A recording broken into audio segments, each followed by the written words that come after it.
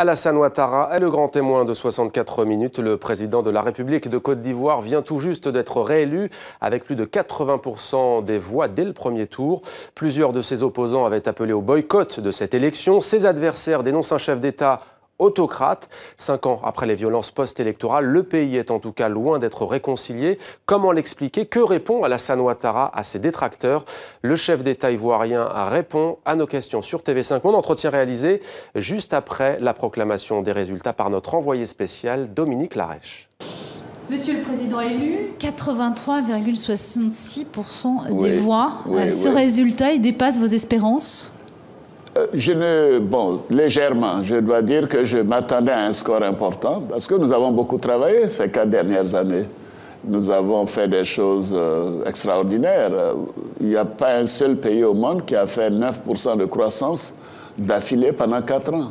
Alors, nous avons amélioré les conditions de vie des Ivoiriens, construction d'écoles, de dispensaires, de centres de santé, de l'eau potable à Abidjan, de l'eau potable dans les capitales régionales, de l'électricité dans les plus petits villages, et ainsi de suite, des infrastructures modernes.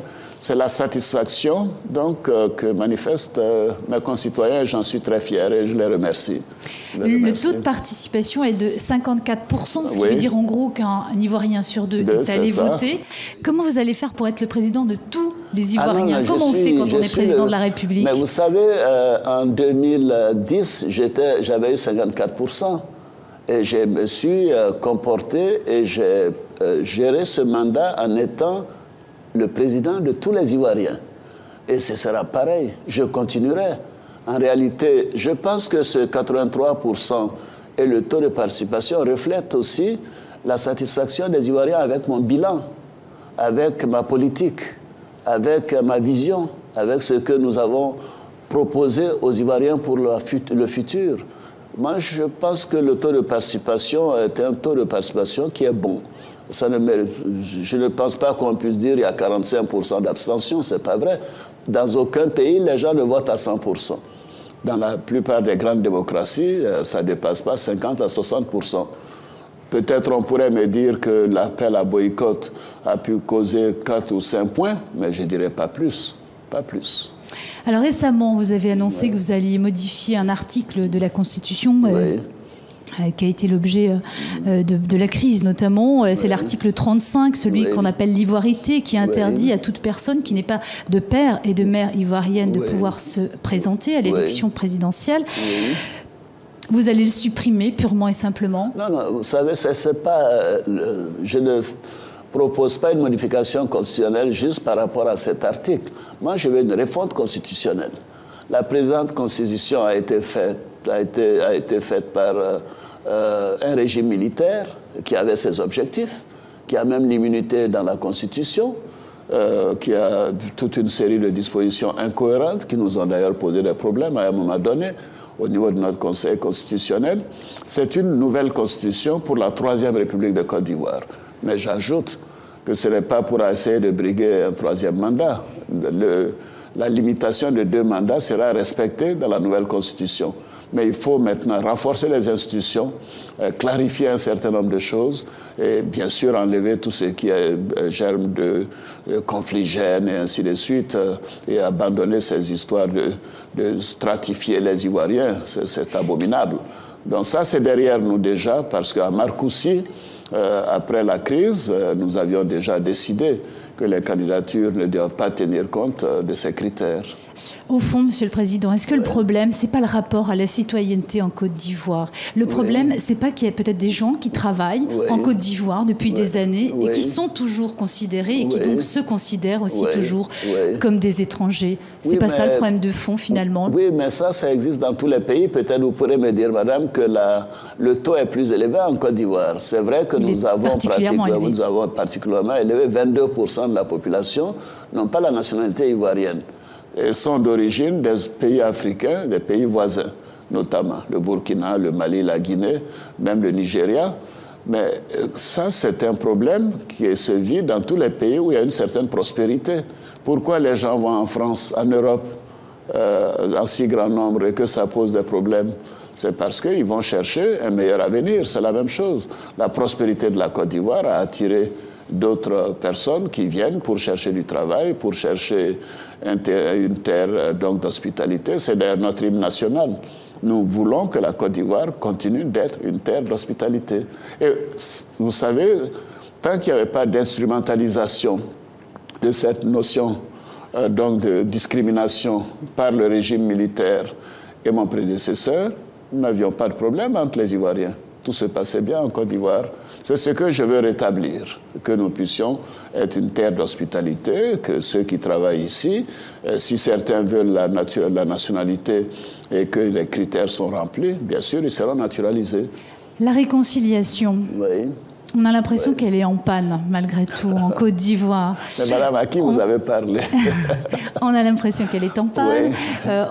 Vous le savez, il y a eu beaucoup de critiques qui ont été faites, vous reprochant que la Côte d'Ivoire ait mis en place une justice des vainqueurs. Oui. C'est un sujet de préoccupation. C'est quelque chose, quand vous regardez votre premier mandat, vous vous dites peut-être qu'on aurait dû aller plus loin. 84% des Ivoiriens ont voté pour moi. Qu'est-ce que cela veut dire? Que tout de même, il y a une satisfaction par rapport à mon bilan et par rapport à mon action. Et mon action en matière de réconciliation a été très bonne, à mon sens, puisque nous avions plus de 300 000 personnes qui étaient réfugiés à l'extérieur. Aujourd'hui, nous en avons 50 ou 60 000. Et qui, d'ailleurs, certains ont considéré qu'ils étaient bien là où ils étaient pour diverses raisons. Et alors, c'est comme nous avons quand même combien de millions? Nous avons 4,5 millions, 5 millions de non-africains ici. Donc s'il y a 50 000, 60 000 Ivoiriens à l'extérieur, moi je souhaite qu'ils rentrent pour ceux qui veulent rentrer. En plus, nous avions comme déplacés internes plus de 1 million de personnes. Maintenant, nous en avons 0.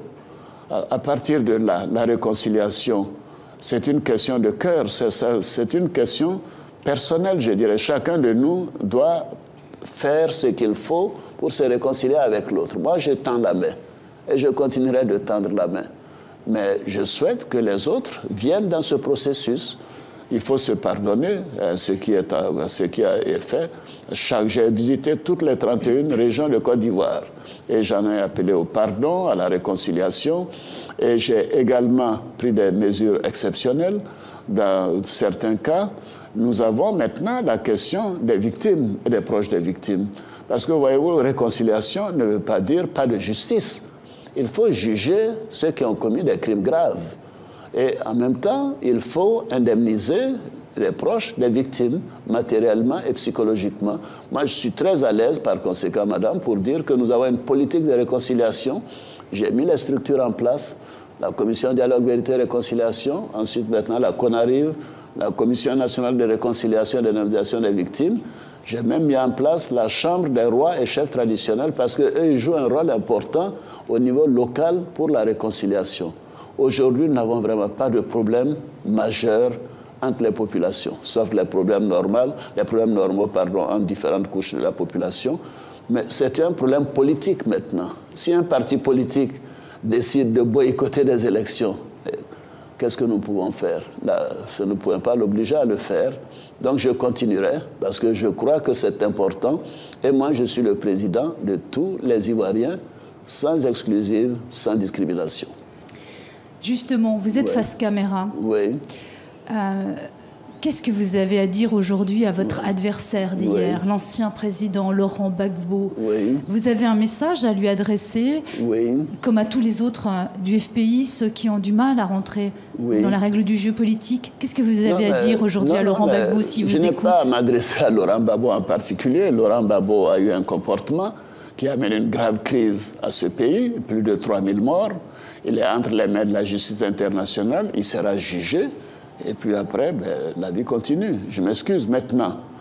Ce qui est important, c'est de faire en sorte que ceux qui sont ici et qui sont maintenant en mesure d'être jugés en Côte d'Ivoire soient jugés par une justice impartiale.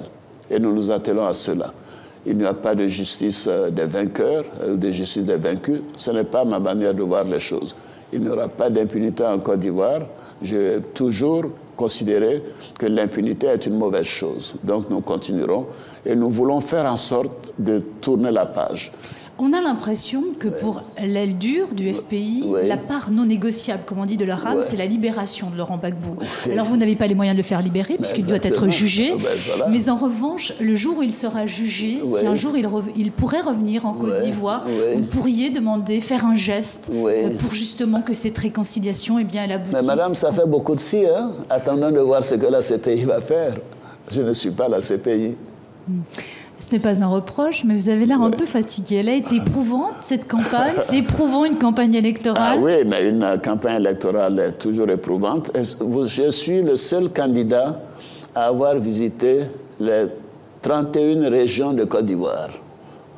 Alors, c'est vrai, je l'ai fait en partie dans le cadre de mon mandat de président, mais je n'étais pas obligé de le faire. Je suis allé au contact des populations pour voir un peu comment les choses se passent. Est-ce que les projets sont mis en œuvre comme je le souhaite? Est-ce que fondamentalement les uns et les autres, les attentes des populations sont bien ce que nous avions pensé?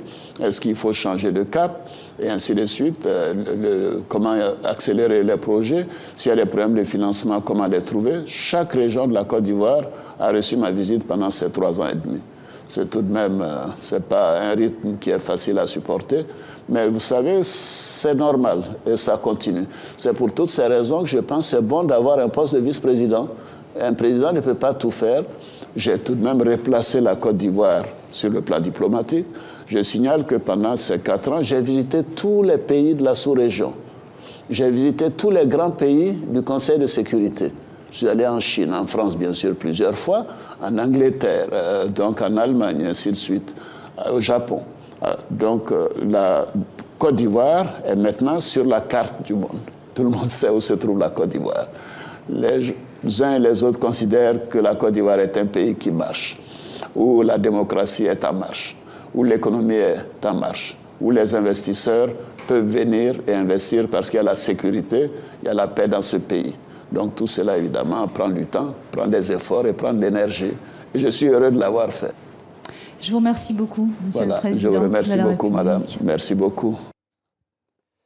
Entretien que vous pouvez revoir dans son intégralité sur Internet et les réseaux sociaux. Et ce soir, dans le journal Afrique de TV5 Monde, présenté par Linda Giguère.